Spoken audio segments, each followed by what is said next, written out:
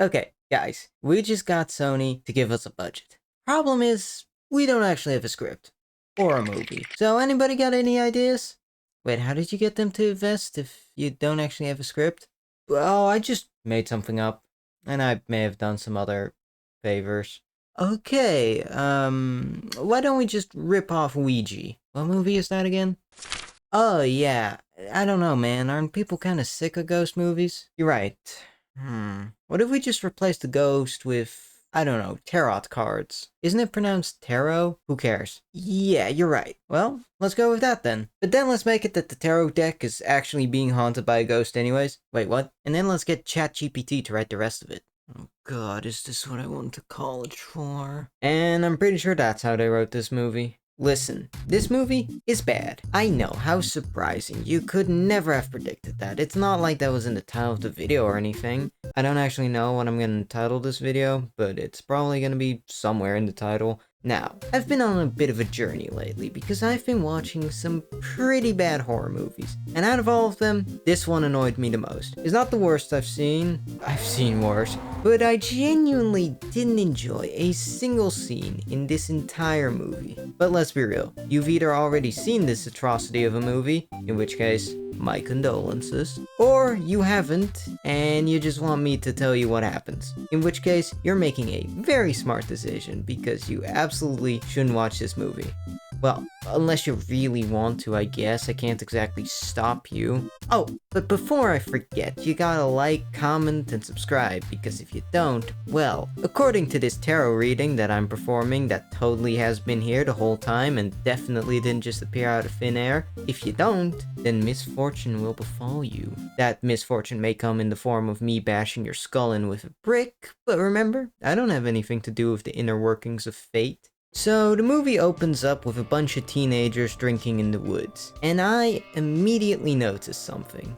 The dialogue is terrible. And then, I notice something else. The characters are terrible. These are the most generic teen characters you've ever seen. They're not interesting, they're annoying, and most of them are only there to add to the kill count. Oh, yeah, sorry to spoil it this early, but most of them are gonna die. I know, you really care about spoilers for this movie. So, this girl, Haley, broke up with this guy, Grant. Now, you can immediately basically just forget about it because it doesn't really matter for most of the movie. Then they realize that they're out of booze, so they break into the basement of the mansion that they're renting. Don't ask me how these broke-ass college students can afford to rent a whole-ass mansion. It's never explained.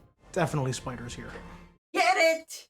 It's because he was in Spider-Man, just with hair! They find a spooky tarot deck, because what else were they gonna find? Spider-Dude grabs it, thinking it's a deck of playing cards, but then Haley explains that the cards can be used to tell fortunes, because she's way into tarot readings and astrology and stuff. So basically, she's a knockoff Chihaya. So the rest of the group asks if she can do readings for all of them, but she really doesn't want to. But the power of peer pressure compels her, and her spine is made out of tissue paper, so she folds. She does bring up that it's a big no-no to use someone else's deck, but nobody cares, because she brought it up after they'd already set everything up. So then Haley does the readings for everyone, and we have to sit through every single one.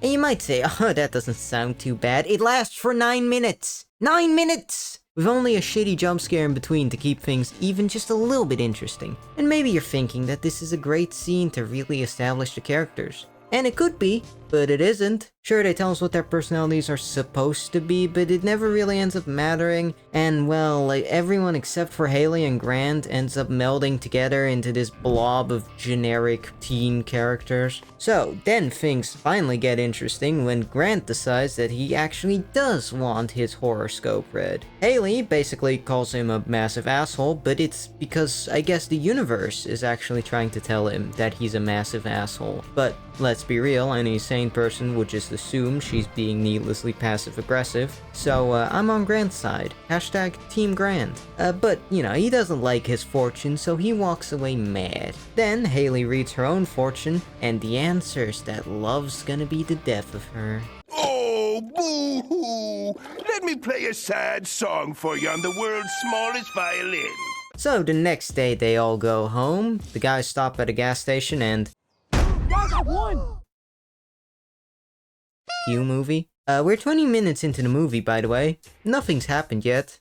I was pretty bored at this point. So they drop off this girl, we'll call her Jean for generic, at her house. It looks like she lives in another mansion, which I guess would explain how they have the money to rent a different mansion. Then she dies.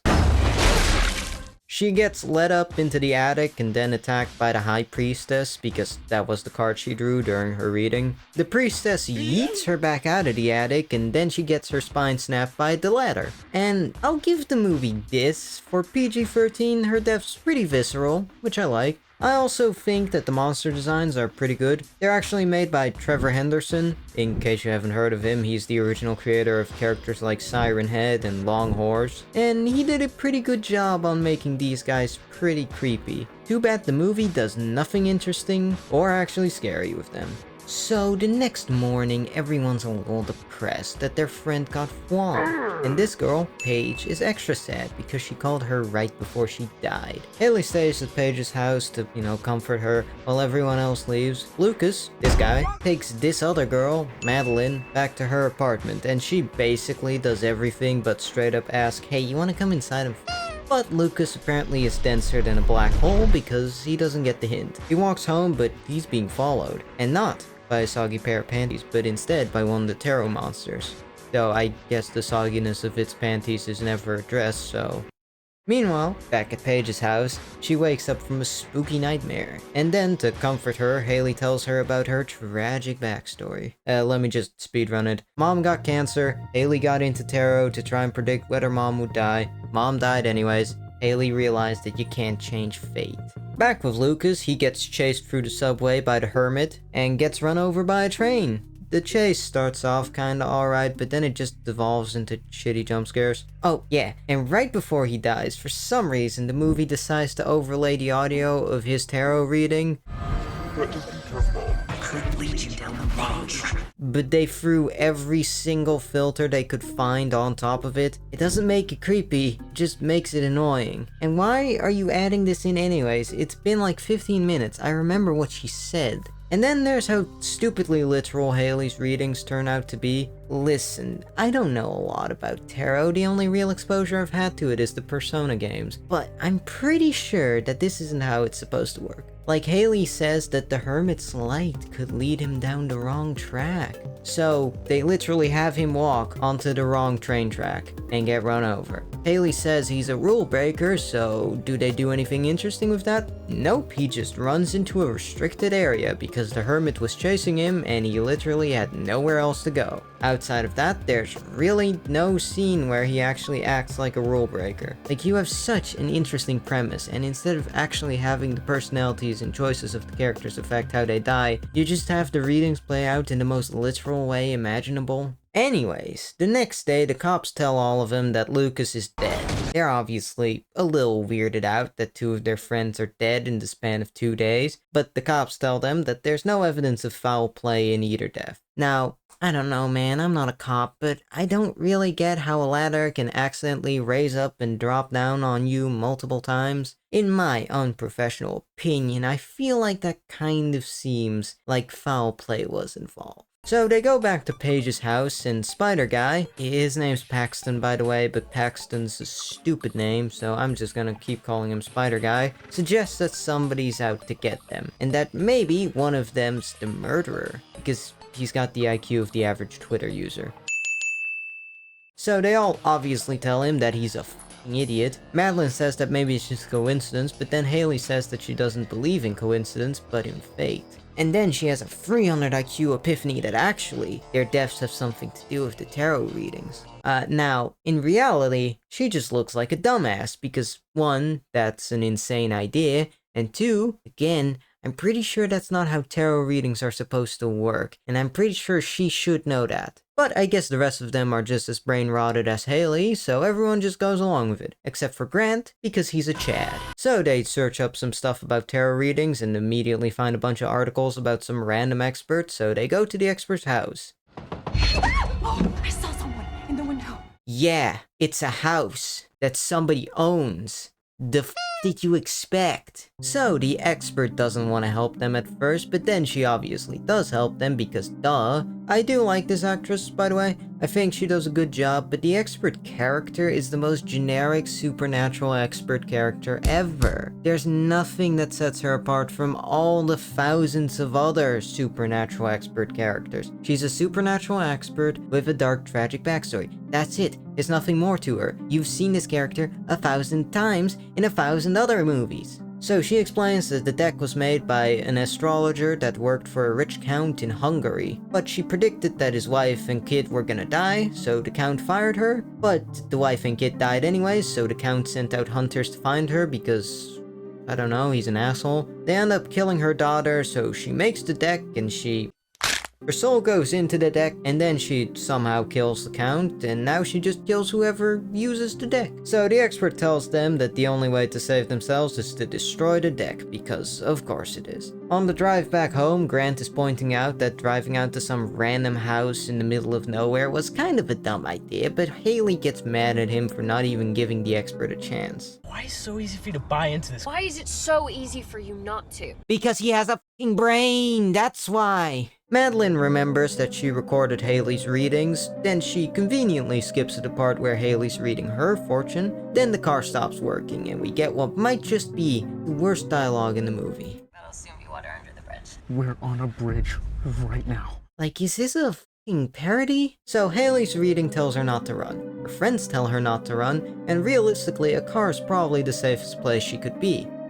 So obviously she runs, then she gets turned into a piñata. That's the best way I can say it, I can't really show it to you. So the rest of them run away, and now they're all pretty certain that Haley's readings are, indeed, coming true. Except for Spider Guy, who's now, all of a sudden, acting like they're all crazy for believing her. Even though literally one scene ago, he was totally on board with the whole tarot monsters murdering them thing. So he goes back to his dorm, and we get a really painfully drawn out scene of the fool with him. There's not much to say about it other than that I was very bored while watching. Meanwhile, Haley, Grant, and Paige are back at the mansion from the opening because they left the card deck there. They tried to burn it, but they obviously can't because of astrology magic or something. So they call the expert up, she sets up a ritual to contact the astrologer, and the astrologer does actually show up. And she's literally just a nun. Like literally, it's the same design. So anyway, she kills the expert because duh. The group runs away, which might be the first logical choice they've made. But then Paige gets separated from the rest of them. She encounters the magician, and we get another painfully long scare scene that isn't actually scary. They even do the whole,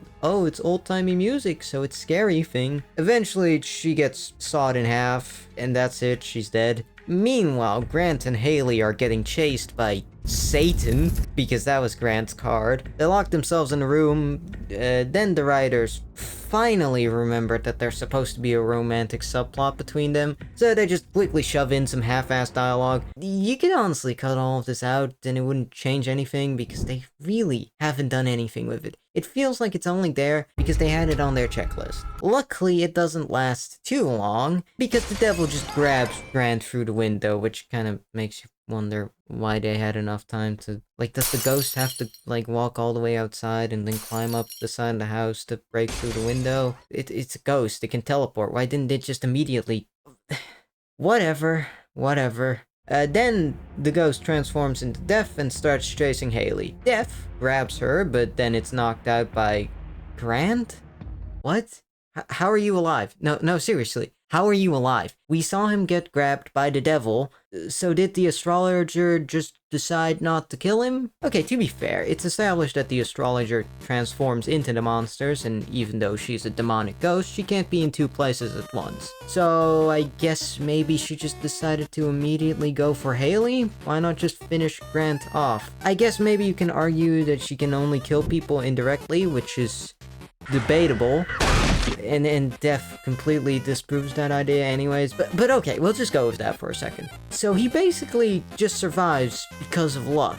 He just didn't fall far enough, which would just be really lazy writing. Also, you can just knock this demon ghost out with a fire poker? Anyways, Haley finishes the ritual and banishes the astrologer to hell, and I guess she's supposed to have a big I've had my character arc moment, but I honestly don't know what her arc is supposed to be. I guess it's just that she learns that fate can be changed, which is just kind of boring. Like, that's the most interesting thing you could come up with. Then, while they're walking back home down this dark and spooky road, a car pulls up, and...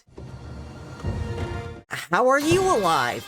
Why are you alive? So, Spider Dude's alive because, if I know, there's genuinely no logical reason why he should be alive out of all the characters. He doesn't do anything in the final fight, even though the reason they give for why he's alive is that his horoscope said that he would help his friends in an unexpected way, but like, he literally doesn't. He doesn't actually do anything. I guess he gives them a lift home, but you might be wondering how he survived his encounter with the Fool. Well, it's because his roommate walked into the elevator right as the Fool was about to commit unholy crimes against humanity. So I guess all you need to do to circumvent the curse is to be around people who aren't part of the curse. Oh wait, except like the expert wasn't part of the curse apparently, because otherwise she should be dead. So like that disproves that idea. And I guess the astrologer only had one shot to kill him, I guess. That's why he's still alive? Okay, but there's still the question of why the writers didn't just kill him off. And the answer I'm guessing is that they want him in the sequel. But I'm sure that won't happen, right? I mean, dogshit movies like this aren't gonna make enough money to...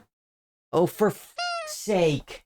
It's gonna get a sequel, isn't it? Oh, and for some reason, the tone suddenly becomes almost parody-like, which would make this ending make a lot more sense, I guess, but if this movie is supposed to be a parody, then it's a really bad one, because for most of the movie, it's not even trying to be funny. There's a couple jokes here and there, I guess, but it takes itself pretty seriously for the most part. Like, it doesn't parody anything. So I don't think it's supposed to be one, which just makes this last scene feel really weird and out of place. Okay, so I think it's pretty obvious that this movie sucks ass. I'm not even gonna go into the horror because it's non-existent. It's just a bunch of shitty jump scares and that's it. And even if they do have a decent scare, then they ruin it with all the shitty audio cues. It's not scary. The movie isn't saved by the plot either because it sucks. The characters are just boring. I couldn't tell you anything about Elise, Paige, or Madeline because I don't think they even have personalities. I couldn't tell you a single thing about them. Lucas also doesn't have any personality aside from, I guess, being vaguely nice. Spider Dude is supposed to be comic relief, I guess, but he's just kind of annoying. Haley's also just annoying, and the only real thing I could tell you about her is that she's into tarot and astrology. Grant is a Chad, and basically the only character that I even like a little bit, but that's probably mostly because every other character sucks so much. So, none of that's interesting, and it's not like the movie does anything inventive or unique with the rest of the plot. But the worst part is that I think they could have done something interesting here. I mean, the idea of having your characters' personalities and flaws affect how their monster kills them is pretty interesting. They could have made them literally fight their own demons. But they don't do that. Sure, Haley says that Grant is gonna have to fight his own demons, but he doesn't actually overcome his own flaws, mostly because he doesn't have any because he's a Chad.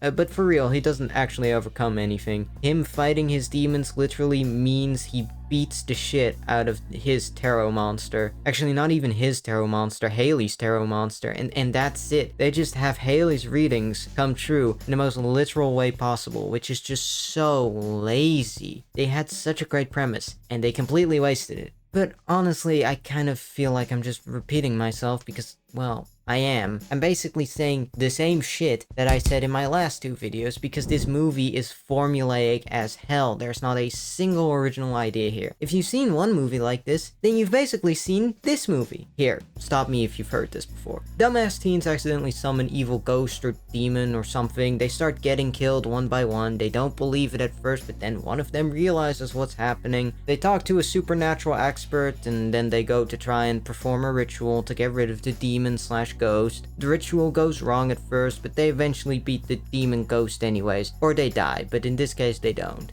Well, most of them die, I guess, but, you know, the characters we actually care about don't die. Well, actually, we don't care about the characters, but, you know, the characters we're supposed to care about don't die. Now, following a formula isn't a bad thing. There's plenty of good movies that do follow a formula, but you gotta do something with it to make your movie stand out. but they just don't. Sure, the ghosts got a tarot cosplay on, but they don't actually do anything interesting with it. I don't think this is the worst movie I've seen. I think that crown's gonna stay with the Slender Man movie. But at least that movie had some scares that were so bad they were funny. The Pope's Exorcist was at least so stupid it was fun. But this one? It's just boring. Anyways, that's it.